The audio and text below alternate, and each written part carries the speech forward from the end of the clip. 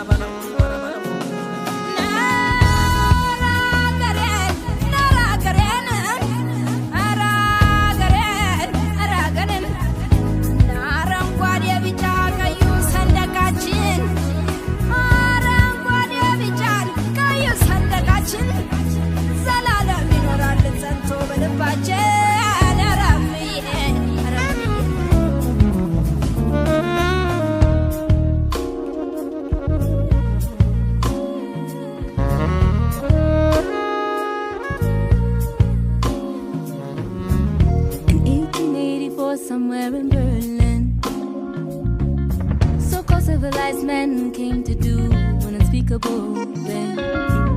With rulers on hand with their guns and arrogance, they carved up our Africa as if we did not exist. We are here, it's our time to make new history. We have the knowledge, power, this is our destiny.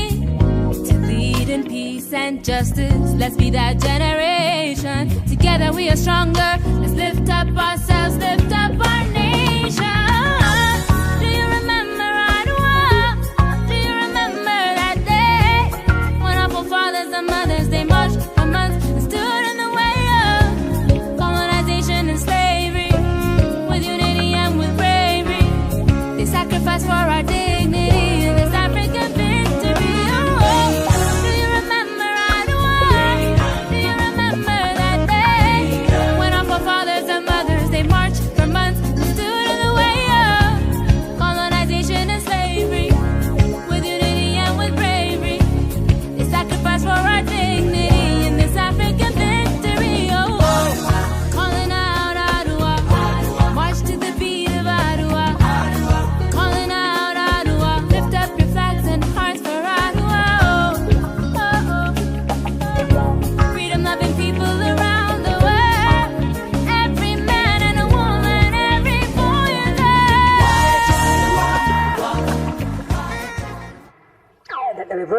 በአዲሱ ስውርና ተዘዋዋሪ የዲፕሎማቲክ ስልት በመጠቀም እርዳታውን በእጅ አዙር በመፈጸም ጠብ ላበቀሉት ሁለቱ ወገኖች መሳሪያ አልሰጥም የሚል አቋም ገለልተኛ ለመምሰል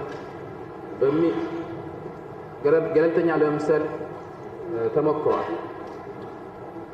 በዚህ መጋረጃ በመጠቀም የአሜሪካንና የቅዠታሙ የሶማሊያ መንግስት ተባባሪዎች የሶማሊያን የመሳሪያ ጥያቄ ካላቸው ክምችት ያሟሉ ወይም ሲያሟሉ የጎደለው የነርሱ ደግሞ በእንደዚህ አይነት ዘዴ የአሜሪካን መሳሪያ በሳውዲ አረቢያ በኢራን በፓኪስታንና በስፔን እንዲሁም በሌሎች አዳሪ የአረብ መንግስታት በኩል ወደ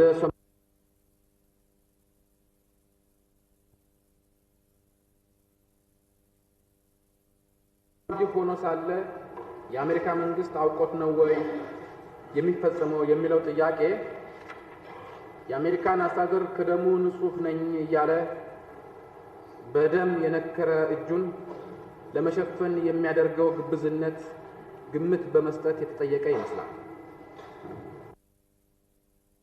Friends, on July 2, 2021, Russian President Vladimir Putin signed a decree on the strategy of Russia's national security, in which one of the points is the reduction of the dollar in the calculations. This is a direct threat not only to the dollar itself as a currency, but also to the United States as a hegemon. Why and when is the United States facing collapse because of this decree of the President of Russia? Putin is not the first who tried to abandon the dollar in calculations, but he is the first who really succeeds at this. Previously, for such attempts, the presidents of other countries were even killed, and countries of these presidents were destroyed. Libya is one of these countries. Its president, Muammar Gaddafi, planned to replace the dollar with a gold dinar. Then he wanted to stop trading oil for dollars. And, quite likely, could set an example for neighboring oil and gas countries. For which he was eventually killed. Since then, a civil war has begun in Libya, which is still going on, and there is no normal life there. Another example is Iraq. For the most part, Saddam Hussein had lost his head, trying to sell Iraqi gasoline in euros. However, Putin was not scared by such examples. And he calmly began to abandon the dollar, despite all the threats and sanctions. So, literally the other day it became known that the Russian authorities drained to zero the share of the dollar in the sovereign wealth fund. Instead of the dollar, Russian savings were converted into euros, yuan, and gold. Also, Putin has already converted into Russian rubles 70% of mutual settlements with neighboring countries, members of the Eurasian Economic Union. Also, for the first time, the share of the dollar fell below 50% in the calculations of China and Russia. But now, Putin has also included such actions in the national security strategy. That is, he does it already in a public manner and without fear. And for this openness and courage, Putin was even more respected in China. So, one of the Chinese publications published an article. In this article, a researcher at the Chinese Academy of Sciences, Chen Li, admired Putin's actions, calling it a political declaration, protest, ridicule, and contempt against American hegemony.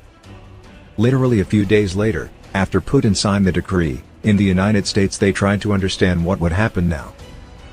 So, one of the American publications also published an interesting article, where it assessed the reduction in the share of the dollar in international settlements. What does all this mean for the United States?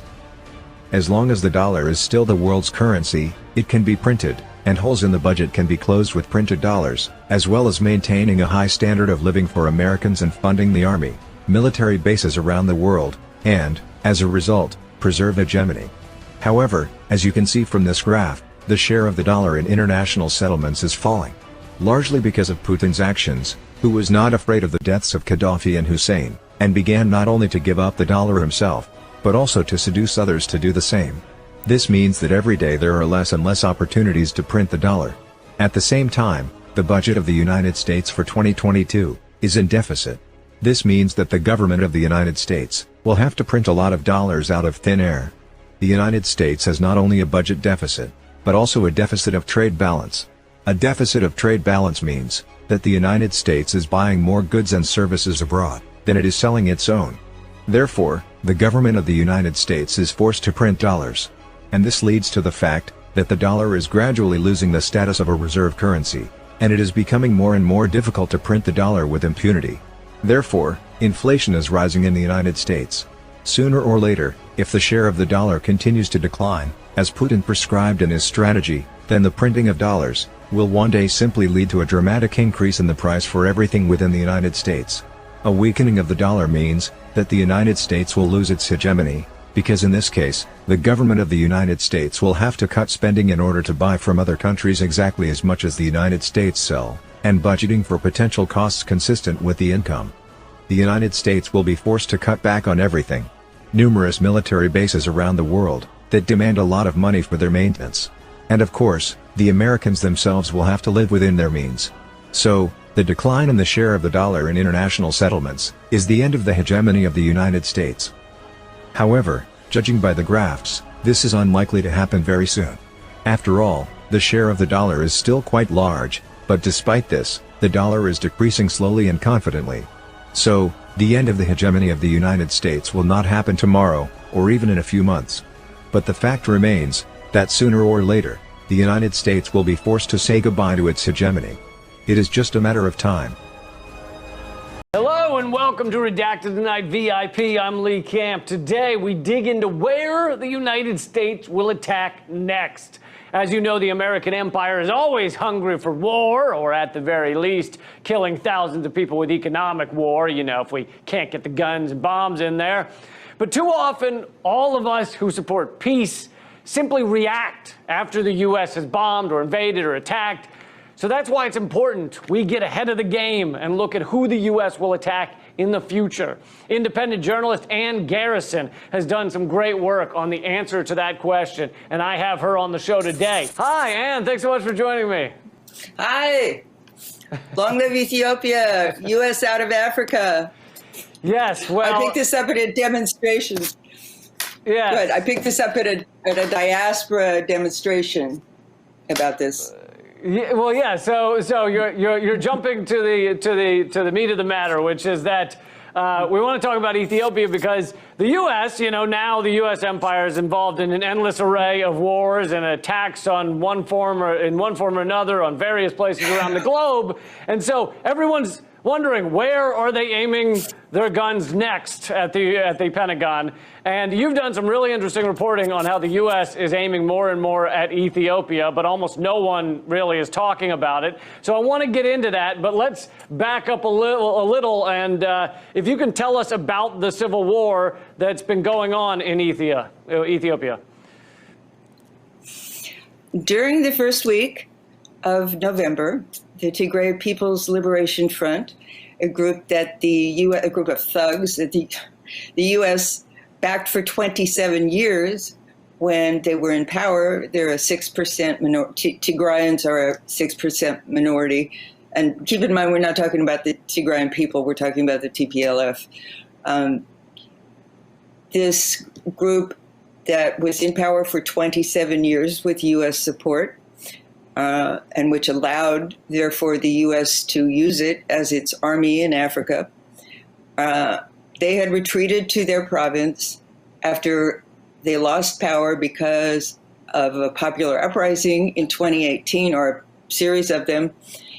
And last November, they attacked a federal army base in their province.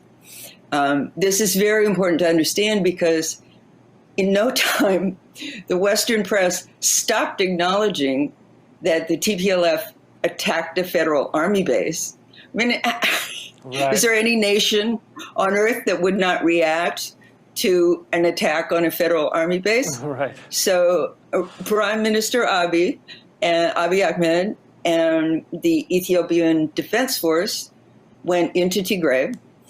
But the Western press all started saying that Abiy Ahmed had started the war. I mean, this became so relentless that at one point I was having a little trouble with reality. I had to go back and look at the evidence. And yesterday I even asked Obang Metho, whom I was talking to from Gambela, Ethiopia, can you confirm that the TPLF attacked this federal army base and thereby started the war, the civil war?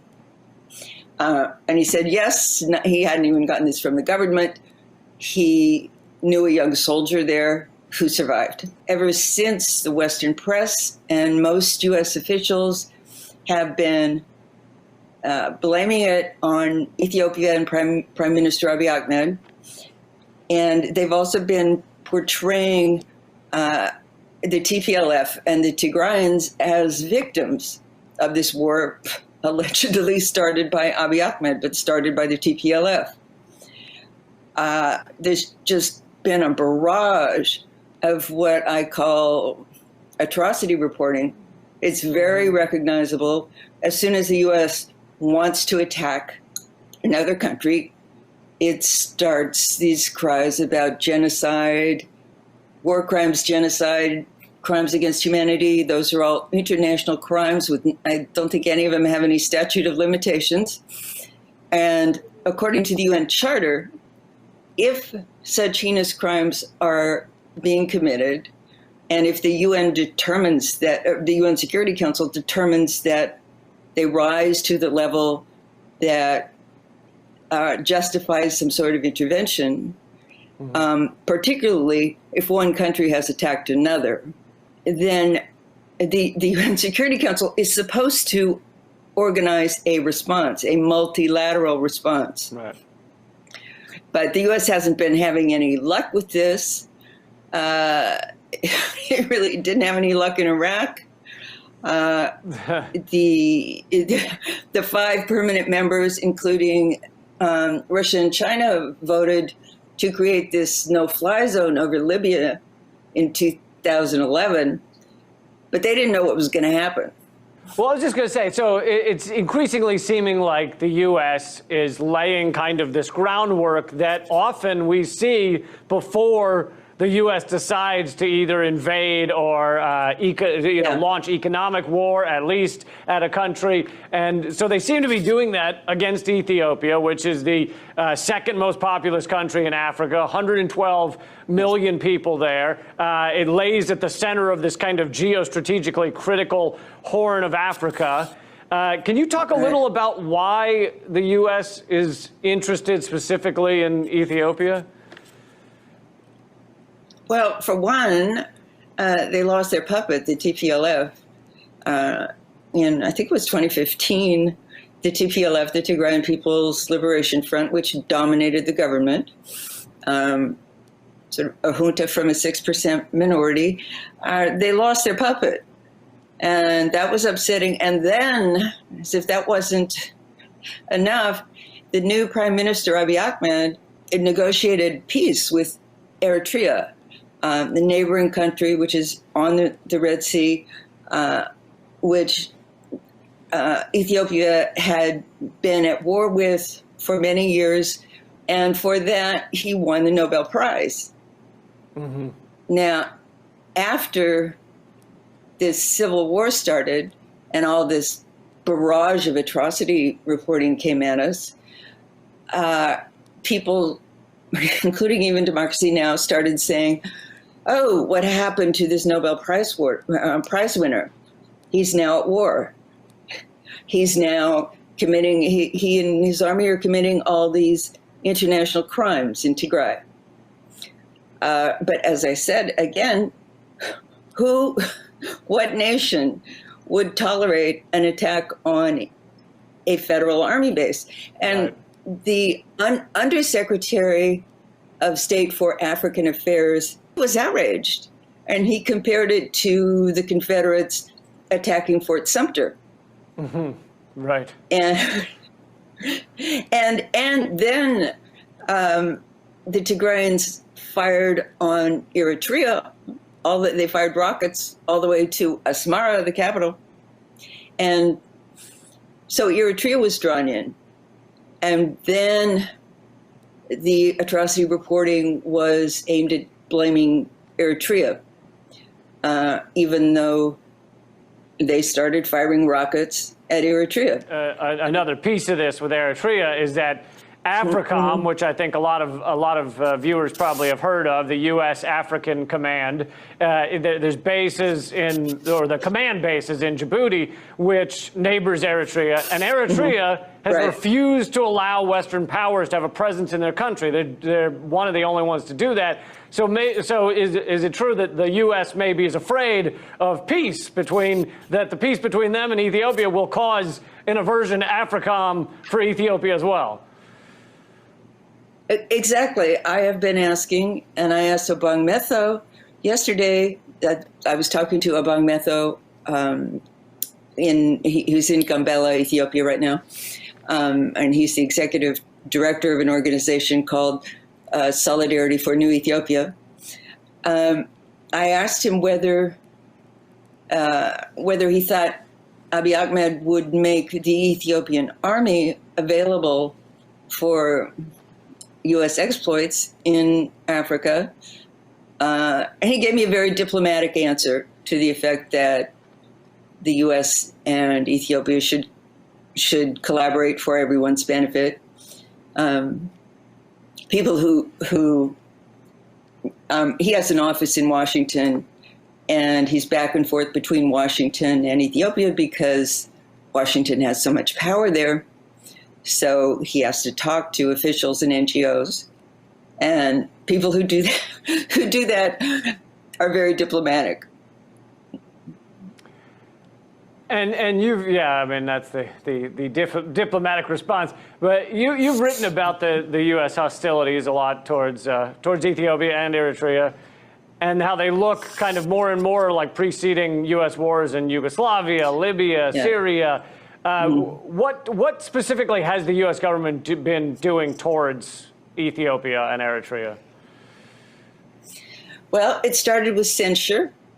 Congress passed some kind of resolution censuring Ethiopia, saying that they were committing all these crimes in the Tigray province, and censure is always the first step at the UN Security Council as well. And then some sanctions followed, sanctions on top leaders, not on the Ethiopian people yet, but we don't know what's coming. When this starts, there are various kinds of aggression pending. First it's censure, then it's likely to be sanctions, maybe international criminal court indictments, strangulation by the IMF and the World Bank, and then possibly outright military aggression, a proxy war like what we've had going in Syria, and maybe even U.S. bombing, as in Libya and Syria. It seems that the United States government, like, hypocrisy is their favorite hobby or pastime, because they're censoring another country for atrocities while we have the largest prison state in the world and have committed atrocities in Iraq and Iran and Libya and Yemen, and the list goes on, and then we point to another country and say, well, we need to sanction you because of atrocities. Yeah. And people like you and I, and probably most of your audience, say, what can they possibly be talking about? How can anyone believe this? But I think a majority of Americans still believe there were weapons of mass destruction in Iraq.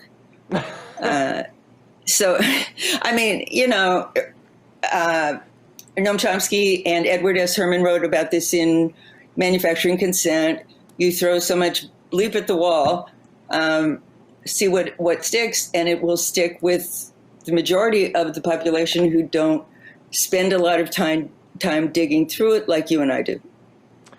Very true. I think most Americans still believe that Russiagate found collusion between Russia and Trump. So these are sad times. I mean, and there's also been studies that have shown that if you just repeat something enough, people, the familiarity in their brain makes them think it's been found to be true just because it's familiar. So. Yeah, exactly.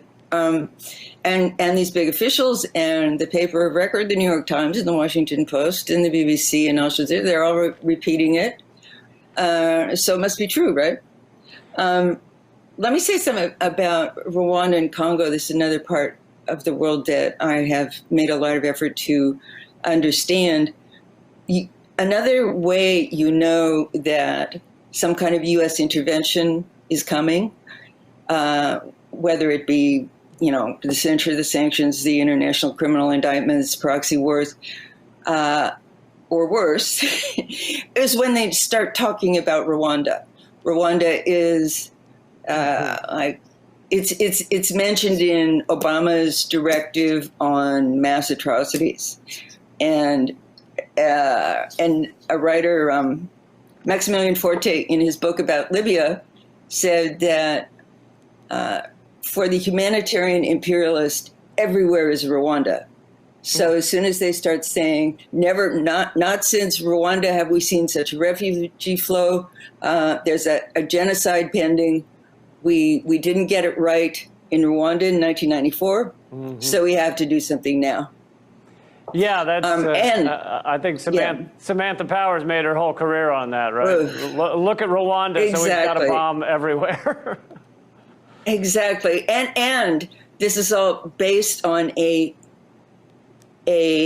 false narrative of what actually happened in Rwanda. The narrative you hear, and the one that's defended by countless edit alerts in the Wikipedia, is that demon Hutus suddenly developed a case of mass psychosis and killed 800,000 Tutsis. In Congo, in I think it was 2007 or 8, there was a study done that said 6 million people had died because of the war in the Congo, the Democratic Republic of Congo, since I think it was 1997.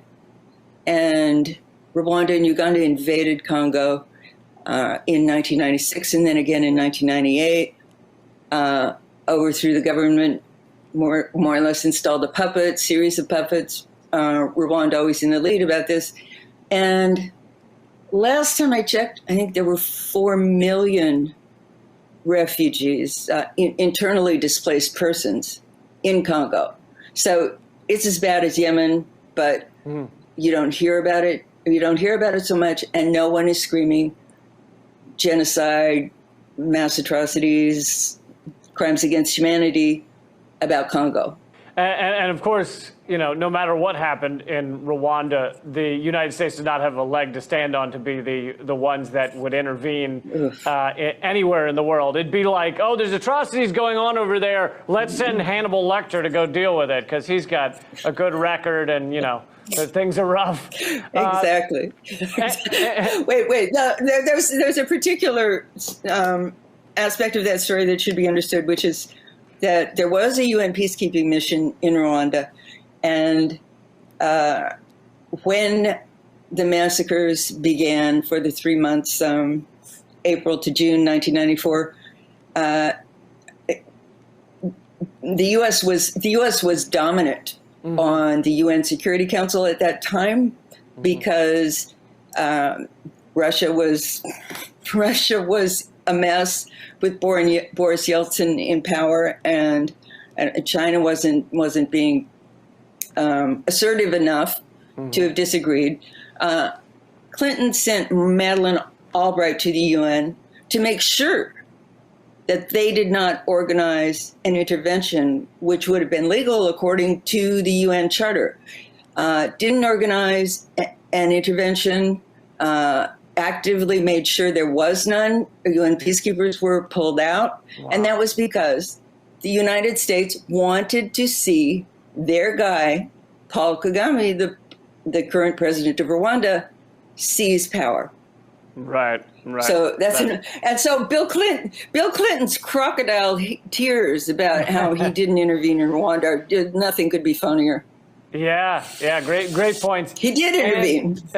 And we've run out of time, but I can't thank you enough for being here and for all your excellent journalism. So thanks so much. Okay, and I recommend everybody find Ethiopia on a map.